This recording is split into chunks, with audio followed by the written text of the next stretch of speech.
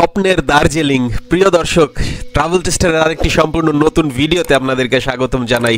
এমন কোনো বাঙালি নেই যারা পরিকল্পনা করে না দার্জিলিংয়ের সৌন্দর্য উপভোগ করবে। প্রিয় দর্শক, শুধু বাঙালি না, সারা বিশ্বের হাজার হাজার দর্শনার্থী বিদেশি তারা কিন্তু ছুটে আসে দার্জিলিংয়ের অপরূপ সৌন্দর্য তথা কাঞ্চনজঙ্ঘাকে দেখার জন্য কাছ থেকে। প্রিয় দর্শক, আজকে ঘুরে দেখাবো আপনাদেরকে 4টি দর্শনীয় স্থান দার্জিলিংয়ের, যেখানে প্রবেশ মূল্য কত, কিভাবে আপনারা যাবেন, ট্রান্সপোর্টেশন, সমস্ত বিস্তারিত তথ্য, কি কি ঘুরে দেখবেন আজকে এই ভিডিওর মাধ্যমে আপনাদেরকে বিস্তারিত তুলে ধরবো। প্রিয় দর্শক, আমাদের এই ভিডিওটি যদি আপনাদের ভালো লেগে থাকে অবশ্যই আমরা একটা লাইক আপনাদের কাছ থেকে পেতে পারি। দয়া করে শেয়ার করবেন, বন্ধুদের দেখার সুযোগ করে দেবেন, আপনার মতামত জানাবেন, সেই সাথে আমাদের চ্যানেলটি সাবস্ক্রাইব করে পাশে থাকা বেল আইকনটি অবশ্যই চাপ দিয়ে রাখবেন। প্রিয় দর্শক, আসুন পুরো ভিডিওটি আমরা না টেনে উপভোগ করি।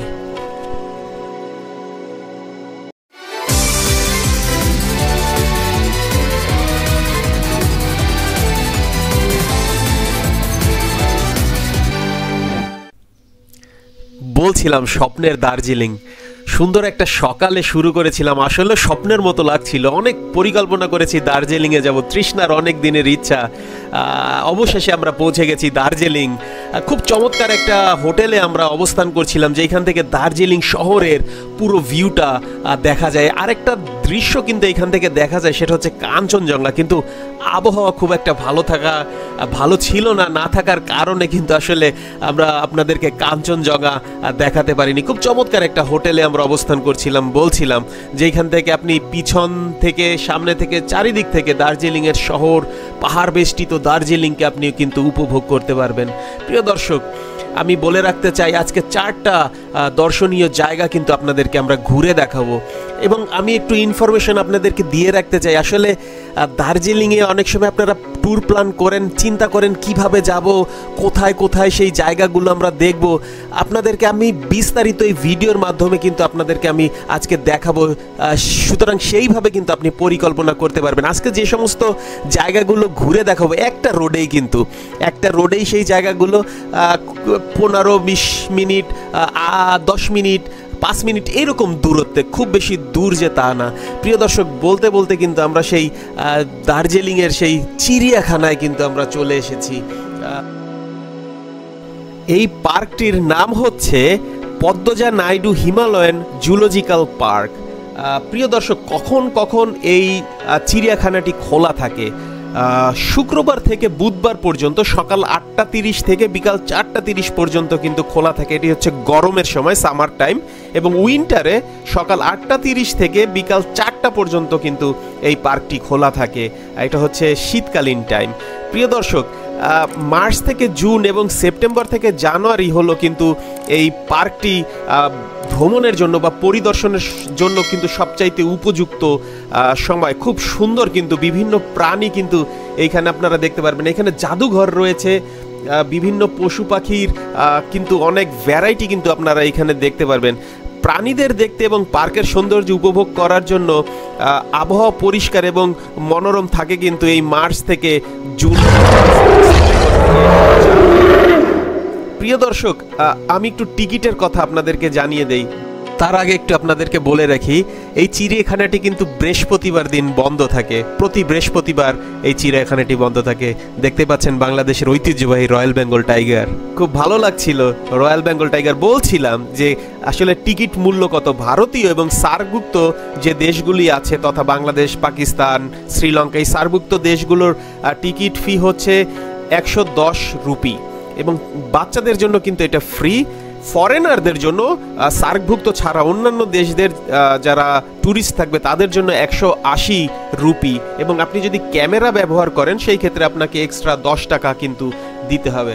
তো প্রিয় দর্শক, খুব চমৎকার একটা জায়গা, অবশ্যই রেকমেন্ড করব। যদি দার্জিলিং ঘুরতে আসেন অবশ্যই এইখানে আসবেন। খুব চমৎকার একটা চিড়িয়াখানার পার্ক কিন্তু এইখানে আসলে রয়েছে। অনেক পশু পাখির কিন্তু ভ্যারাইটি বলছিলাম রয়েছে। যখন প্রবেশ করছিলাম আসলে ক্যামেরা অ্যালাউড ছিল না, কিন্তু এইখানে যখন আসলে প্রবেশ করেছিলাম খুব নানা ধরনের বৈচিত্র্যময় প্রাণী, পোকামাকড় এবং বিভিন্ন ধরনের বন্যপ্রাণী, অনেক কিছু দেখেছিলাম।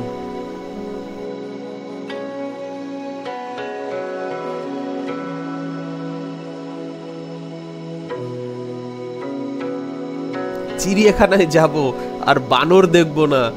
বানর খুবই প্রিয় একটা প্রাণী আমার। যখন চিড়িয়াখানায় যাই এই প্রাণীটির কাছে কিছুটা সময় কাটাই, তাকে দেখার জন্য, তার অঙ্গভঙ্গি কি করছে, তাদের চাঞ্চল্যতা দেখতে খুব আসলে ভালো লাগে। আমি বিশ্বাস করি অনেকের আপনাদের ভালো লাগে। দেখছেন একটা বানর কি যেন একটা খাচ্ছিল।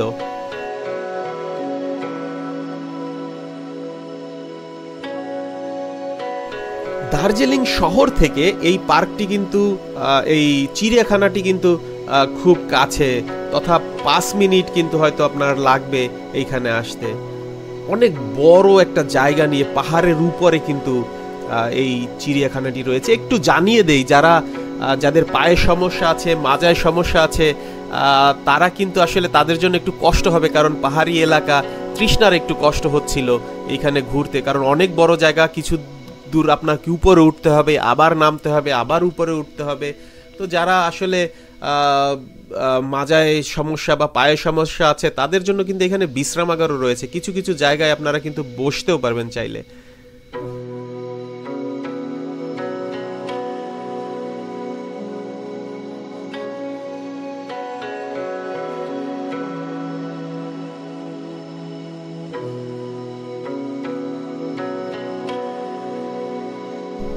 রেড পান্ডার আবাসস্থলে, এটা কিন্তু রেড পান্ডা দার্জিলিং এর একটা খুব বিরল বলা যায়, এবং খুব আগের থেকেই কিন্তু এই রেড পান্ডাটার আবাসস্থল হচ্ছে এই দার্জিলিং এর এই জায়গায়। তাদের খাদ্য কিন্তু আলাদা, তারা চিকুন এক জাতীয় বাঁশ কিন্তু তাদের খাদ্য, যেটি পরবর্তী পর্বে আপনাদেরকে আমরা দেখানোর চেষ্টা করব যখন আমরা সেই টাইগার হিলে যাব। আমাদের সেই ভাই লাভপ্রধানজি উনি কিন্তু বলছিল এই রেড পান্ডার খাবার সম্পর্কে বিস্তারিত।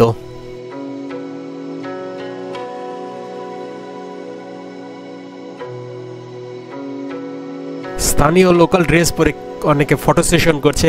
আসলে এখানকার বেশিরভাগ মানুষই কিন্তু নেপালি বংশভূত, আপনি বলতে পারেন। নেপাল থেকেই কিন্তু এইখানে যারা আছেন তারা কিন্তু পূর্বপুরুষ ধরে তারা এইখানে বসবাস করছেন। সুতরাং এখানের কালচার বলেন, এইখানে ট্রেডিশন বলেন, সবকিছু কিন্তু নেপালের সাথে একদম হুবাহু মিলে যায়। লাভপ্রধানজিও কিন্তু সেই একই কথা বলছিলেন। পরবর্তীতে কিন্তু আমাদের গন্তব্য ছিল সেই চা বাগান। Yeah, the ground over there. Had it been clear even today, Kanchenjunga, you could have seen Kanchenjunga here. This side? Yes, and that part over there, the clouded part, that's Sikkim, South Sikkim. That's Namchi. So you can just have a walk. Yeah. Take some pictures. You can take a complete round. Come back to shop. আসলে সেই লাভপ্রধানজি বলছিলেন যে এইখান থেকে কিন্তু আপনি যেইখানে যাবেন, আসলে দার্জিলিং এর যে কয়টি জায়গায় যাবেন স্পট, সব জায়গা থেকে কিন্তু আপনি কাঞ্চনজঙ্ঘা দেখতে পারবেন। তৃষ্ণাকে বলছিল যে ওই সোজা কাঞ্চনজঙ্ঘা রয়েছে, কিন্তু বলছিলাম আসলে আবহাওয়া ভালো ছিল না, যার কারণে আপনাদেরকে আমরা সেই কাঞ্চনজঙ্ঘা দেখাতে পারিনি, আমরাও দেখতে পারিনি। এই একটা অপূর্ণতা কিন্তু আমাদের ছিল। খুব সুন্দর একটা জায়গা। এই জায়গাটার নাম হচ্ছে লেবং টি গার্ডেন। আসলে এই যে জায়গাগুলো আজকে ঘুরবো সমস্ত জায়গাগুলো কিন্তু এই লেবং বা লেবং কার্ট স্ট্রিটের আশপাশ দিয়েই। এইখানে কিন্তু কোনো প্রবেশ ফি নেই, আপনাদের জ্ঞাতার্থে জানিয়ে দেই। খুব চমৎকার একটি টি গার্ডেন, যেখান থেকে আপনি পাহাড়ি সৌন্দর্য দেখতে পারবেন। বিশেষ করে কাঞ্চনজঙ্ঘার একটা ভিউ এইখান থেকে দেখা যায়। এই জন্য অনেক ট্যুরিস্ট তারা কিন্তু ভিড় জমায় এই চা বাগানে বা টি গার্ডেনে আসে কাঞ্চনজঙ্ঘা এইখান থেকে দেখার জন্য, তথা এর চারিপাশের সৌন্দর্য উপভোগ করার জন্য। এখানে ছবি তোলার জন্য কিন্তু খুব সুন্দর একটা জায়গা। দেখতেই পাচ্ছেন এইখানকার ট্রেডিশনাল ড্রেস এবং চা বাগানের যে বাস্কেটগুলো দিয়ে তারা চা পাতা সংগ্রহ করে, সেগুলো নিয়ে কিন্তু অনেক দর্শনার্থী তারা ছবি তুলছে। এইখানে যে ঘরটি দেখছেন, এইখানে কিন্তু সেই জামা কাপড়গুলো আপনারা ভাড়া নিতে পারবেন। 50 টাকা করে, কিন্তু 50 রুপি করে কিন্তু তারা ভাড়া দিতে হবে তাদেরকে। ছবি তোলার জন্য পড়তে পারেন বা শখ করে পড়তে পারেন। Tibetans, they were very good they had very good skills in making carpets, everything. So what they thought was, why beg, borrow, steal? Instead of begging, borrowing and stealing, we'll do something by our own, and they started the center. just you Oh look yeah, at- yeah, okay. No problem. দর্শক, আমরা এখন যেখানে আছি এটা লেবংয়ে অবস্থিত এবং স্থানীয়ভাবে hermitage নামে পরিচিত। তিব্বত উদ্বাস্তুদের স্বনির্ভর কেন্দ্র, যেটি অক্টোবরে 1959 সালে এর অস্তিত্ব কিন্তু লাভ করে। এটা হচ্ছে সেলফ হেল্প সেন্টার, যেখানে তিব্বতীয়ানরা তারা কিন্তু এইখানে থাকে। এইটার একটা ইতিহাস আছে যেটা আপনাদেরকে একটু জানিয়ে দিতে চাই। 1959 সালে স্থানীয় দাতব্য সংস্থা থেকে সংগ্রহ করা তহবিল জু ডান, তিনি হচ্ছেন গ্যালো থান্ডুপের স্ত্রী, তার দ্বারা কিন্তু এই কেন্দ্রের সূচনা করে। স্থানটি প্রাথমিকভাবে তিব্বতী উদ্বাস্তুদের জরুরি ত্রাণ প্রদান করেছিল, যারা হিমালয়ের উপর দিয়ে ভারতে বিপজ্জনকভাবে কিন্তু তারা এসেছিল এইখানে আশ্রয় নিতে, কারণ সেই চীনাদের সাথে কিন্তু তাদের একটা সমস্যা হচ্ছিল। তিব্বতবাসীদের জন্য পার্বত্য অঞ্চলের একটি বিশেষ তাৎপর্য ছিল, কারণ 1910 থেকে 1912 সাল পর্যন্ত তিব্বতে চীনা আগ্রাসনের পর ত্রয়োদশ দালাই লামা ভারতের নির্বাসিত কিন্তু জীবন কাটিয়েছিলেন। এইখানেই তিব্বতীনরা যখন আসে, দেখতেই পাচ্ছেন যে বিভিন্নভাবে কিন্তু তারা এইখানে থাকছে, কিন্তু তারা কঠোর পরিশ্রমও করছে এইখানে তাদের জীবনোপায় পরিচালনা করার জন্য। তারা কার্পেট দেখতে পাচ্ছেন, সুন্দর একটা কার্পেট, তারা কিন্তু এই কার্পেট তৈরি করে এখানে এবং নানা হস্তশিল্প কিন্তু তৈরি করে এবং সুলভ মূল্যে কিন্তু এখানে একটি তাদের প্রদর্শনী কেন্দ্র রয়েছে, সুপার শপ রয়েছে এইখানে, যেখানে কিন্তু আপনারা তাদের সেই বানানো জিনিসগুলো কিন্তু আপনারা কিনতে পারবেন তাদেরকে সাহায্য করার জন্য। কারণ তারা নিজেরা এখানে আশ্রয় নিয়েছে, তার মানে এই না যে সমস্ত কিছু সরকার তাদেরকে দেখভাল করছে, তারা নিজেরা স্বনির্ভর হওয়ার চেষ্টা কিন্তু তারা করছে। মাত্র 4 জন কর্মী নিয়ে শুরু করে আজকে এই কেন্দ্রটিতে কিন্তু 130টি তিব্বতী পরিবার তাদের আবাসস্থল এইখানে। কেন্দ্রটি হস্তশিল্প কারিগর এবং কারিগরদের প্রশিক্ষণ থেকে শুরু করে বহুমুখী কার্যক্রমের একটি অংশ, যা আপনারা কিন্তু ইতিমধ্যে দেখছেন যে তাদের কার্যক্রম কী ছিল। এই কার্যক্রমগুলি প্রাথমিকভাবে অসুস্থ, প্রবীণ ও অভাবী নিঃস্বদের যত্ন নেওয়ার জন্য কিন্তু শুরু করা হয়। পরবর্তীতে কিন্তু এই কেন্দ্রটিতে একটি প্রাথমিক বিদ্যালয় সহ বিভিন্ন একটি নার্সারি স্কুলও এখানে কিন্তু রয়েছে। আসলে এইখানে আমরা যখন এসেছিলাম আমরা কিন্তু আপনাদেরকে সেই প্রদর্শনী কেন্দ্রটি দেখাতে পারিনি, কারণ এইখানে সমস্ত কিছু বন্ধ ছিল ওই দিন। আর তারা কোনো একটা মিছিলে বা কোনো একটা সমাবেশে আসলে তারা গিয়েছিল, যার কারণে অনেকে কিন্তু সেখানে উপস্থিত ছিল না।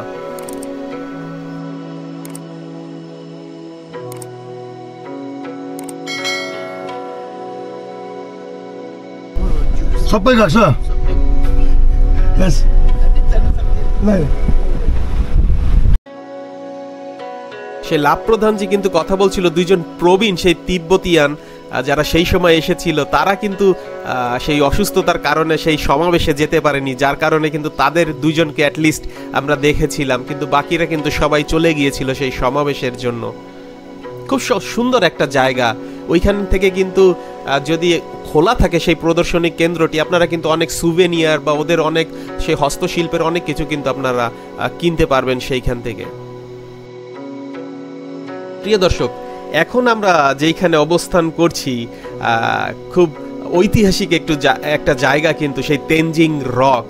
এইখানে প্রবেশে সেই দেখতেই পাচ্ছেন দুপাশে অনেক চা বিক্রেতা রয়েছে, এখানে খাবার রয়েছে, বিভিন্ন ধরনের তাদের স্থানীয় কিছু হস্তশিল্পের কাজ এখানে আপনারা দেখতে পারবেন, যেটা আপনারা কিনতে পারবেন তাদের কাছ থেকে। সবাই খুব আহ্বান জানাচ্ছিল যেন তাদের কাছ থেকে আমরা কিছু কেনাকাটা করি। সবাই বলছিল আসেন আসেন, তাদের ভাষায় মানে হিন্দিতে বলছিল আসেন আসেন আমাদের কাছ থেকে কেনেন, বিভিন্ন অফার আছে। খুব ভালো লাগছিল। আমরা কিন্তু দেখছি সেই তেনজিং রক, এই তেনজিং রক এবং গম্বুশিলা লেবংকার্ট রোডে কিন্তু অবস্থিত। এটা হচ্ছে সেই তেনজিং রক, যেটি কিন্তু তেনজিং নর্গে তার নামে কিন্তু এটা নামকরণ করা হয়। বলছিলাম সেই তেনজিং রক এবং গম্বুশিলা এই লেবংকার্ট রোডে কিন্তু এই অবস্থান করছে, এবং দুই পাশে, রাস্তার দুই পাশে কিন্তু বিপরীতমুখী অবস্থান করছে। এটি দার্জিলিংয়ের একটি বিশাল প্রাকৃতিক শিলা। এই তেনজিং নর্গের নামে কিন্তু নামকরণ করা হয়েছে এই তেনজিং রক, যিনি 1953 সালে এডমন্ড হিলারির সাথে প্রথমবার এভারেস্টে আরোহণ করে ইতিহাস সৃষ্টি করেছিল। এর বিপরীতে তেনজিংয়ের ভাগ্নে সেই নাম হচ্ছে নাওয়াং গম্বুর নামে কিন্তু গম্বু রকটি নামকরণ করা হয়েছে। দূরে যে দেখছেন এটা হচ্ছে সেই গম্বু রক, এটার নামকরণ করা হয়। প্রথম ব্যক্তি হিসাবে তিনি দুইবার এভারেস্টে আরোহণ করেন, একবার 1963 সালে এবং তারপর 65 সালে। 1976 সালে সেই তেনজিং নর্গে তিনি অবসর নেওয়ার পরে তিনি হিমালয়ান মাউন্টেনিয়াং ইনস্টিটিউট ফিল্ড ট্রেনিংয়ের ডিরেক্টর হিসাবে দায়িত্ব নেন। এই দুটি শিলা HMI দ্বারা রক ক্লাইম্বিং প্রশিক্ষণের জন্য কিন্তু ব্যবহৃত হয়। খুব চমৎকার ইতিহাস কিন্তু রয়েছে এই তেনজিং রকের। এই জায়গাটি কিন্তু খুব চমৎকার একটা জায়গা। বলছিলাম সেই ওই যে দূরে গম্বু রকটি, এইটা কিন্তু অনেক উপরে একদম সোজা, সেইখানে কিন্তু অনেকে ক্লাইম্বিং করছিল। প্রিয় দর্শক, ভাবছিলাম আগামীকালকে যাব টাইগার হিল, তার একটু বিস্তারিত জানতে চাচ্ছিলাম লাভপ্রধানজির কাছ থেকে।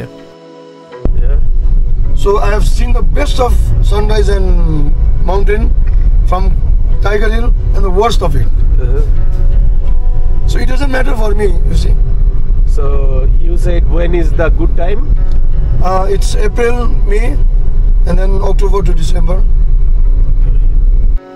প্রিয় দর্শক, এই পর্বটি যদি আপনাদের ভালো লেগে থাকে অবশ্যই আমাদের চ্যানেলটিকে সাবস্ক্রাইব করে আমাদের পাশে থাকবেন। সেই সাথে দার্জিলিং সিরিজ শুরু করেছি, পরবর্তী পর্বগুলো দেখার জন্য অনুরোধ রইল। সেই পর্যন্ত সবাই ভালো থাকবেন, সুস্থ থাকবেন।